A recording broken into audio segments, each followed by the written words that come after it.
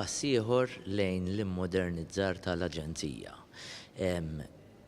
Ma stajniex inkomplu naħdmu nimmodernizzaw mingħajr ma l-ewwel nirranġaw il-pagi tal-impjegati.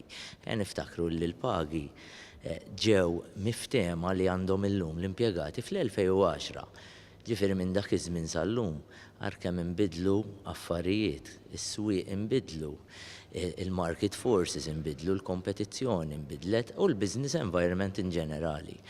Aħna Heritage Malta sabiex nirreaktjaw għal dat tibdil, ridna nħarsu l-ġewwa.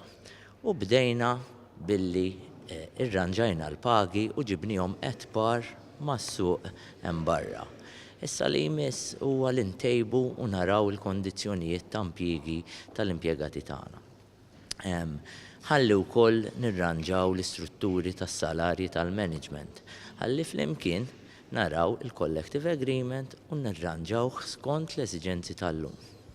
Illum kien pass ieħor importanti għal-iktar immodernizzar fih dan Heritage Malta fejn għamilna ftehim mal-General Workers Union li tirrappreżenta il-ħaddiema ta' Heritage Malta biex inkomplu ninvestu fil-ħaddiema tagħna. Heritage Malta qed tagħmel is-suċċessi li qed tagħmel għax għandha nies tajbin u nies kapaċi u nies li huma imħarġin ħafna u bil-ftehim tal-lum qed inkomplu ninvestu fil-ħaddiema tagħna u nkomplu nimmodernizzaw l-istrutturi ta' Heritage Malta għal servizz aħjar li fl-aħħar mill-aħħar igawdi minnu il-persuna kemm Maltija u kemm barranija li żżur u tara s-siti storiċi li għandna f'pajjiżna. Mela l-ħidma kienet kontinwa flimkien mal-IRU għax ftit jissemmew fil-proċessi tal-ftehim kollettiv li jkun hemm mal-entitajiet tal-gvern. Tajjeb ngħidu li l-ħaddiema urew fiduċja assoluta fil-General Workers Union tant li sa ftit ta' żmien ilu kienu f'unjoni oħra waslu li jisibħu fil-General Workers Union u ssarfet fi ftehim kollettiv tajjeb li fih żiediet fil-pagi li ħajkopru s-sena 2017, 18 u 19.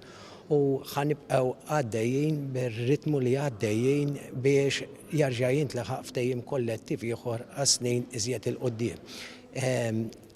Ix-xogħol kien inbeda fi żmien is-Sur Jeremy Camilleri flimkien miegħu u x-Shop Steward.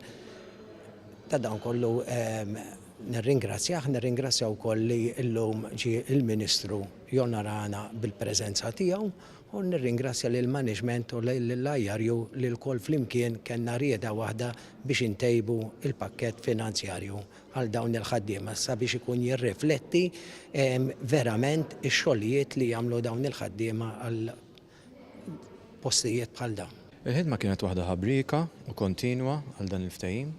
Ftehim li ħanaraw il-ħaddiema tal-Heritage Malta jiggwadanjaw u jibbenefikaw minn finanzi aħjar għal pagi tagħhom li huma jirriflettu iktar il-market li hemm barra. Dan qed isir sabiex il-ħaddiema jibbenefikaw ta' kemm finanzjarjament kif ukoll tal-ħidma li huma din jagħmlu u jwettqu f'din il-professjonalità li tant għandna bżonna għas-settur turistiku ġewwa Malta. Ma ninsewx li bil-grazzi tal-Heritage Malta jiġu ħafna turisti hawnhekk iżuru il-ġojjer li għandna u t-teżori Maltin. Kif ukoll qed tigwadanja Heritage Malta permezz li bekk ħażżomm il-ħaddiema li hija kellha li jibqgħu impjegati magħha sabiex ma jintilfux u l-investiment li kien hemm f'daw il-ħaddiema u l-esperjenza li jkun hemm ma tintilifx minn din l-awtorità. Allura qed ninkoraġġuhom aktar jibqgħu f'din l-awtorità sabiex igawdu. Huwa pakkett finanzjarju li qed jiggwadanjaw għal mis-snin 2017 sa dis-sena u għal daqstant aħna ħankomplu t-taħdidiet tagħna sabiex insaħħuh il-ftehim li għandna mal-Heritage Malta. Nirringrazzja bi sħiħ il-kollegi tiegħi George Zara li ħadem ħafna fuqu, kif ukoll is-Sur Jeremy Camilleri li m'għadux jaħdem magħna tal-ħidma li saret għal dan il-ftehim. Minn hawnhekk nirringrazzjahom.